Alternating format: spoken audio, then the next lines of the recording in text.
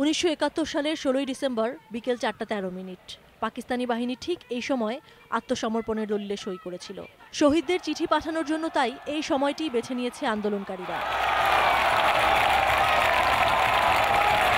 আকাশের ঠিকানায় যখন চিঠি যাচ্ছে, তখন শাহবাগের গণজাগরণ মঞ্চে ছিল মুক্তিযুদ্ধের রণধ্বনি জয় বাংলার জয়গান।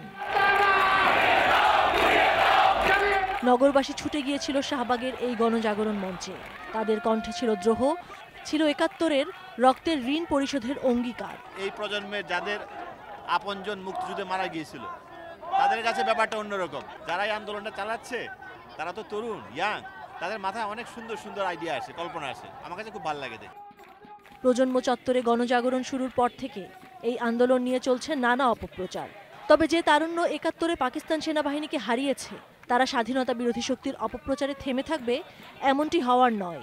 কেউ পাত্তা দিবে না, তাই না? এরকম অপপ্রচার যেগুলি চলছে এগুলি কেউ দিবে না। এখন ওরা তো একদম অলরেডি শেষ হয়ে গেছে, তাই না? এখন কোনোভাবে এগুলি চেষ্টা করছে কিছু করার, কিন্তু কোনোই হবে। কাদের মোল্লার ফাঁসির দাবিতে 5ই ফেব্রুয়ারি শাহবাগে নতুন প্রজন্মের এই আন্দোলন ছড়িয়ে পড়েছে সারা দেশে।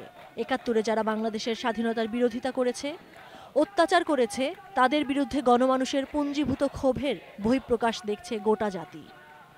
মাহবুবা জান্নাত, ইন্ডিপেন্ডেন্ট নিউজ, ঢাকা।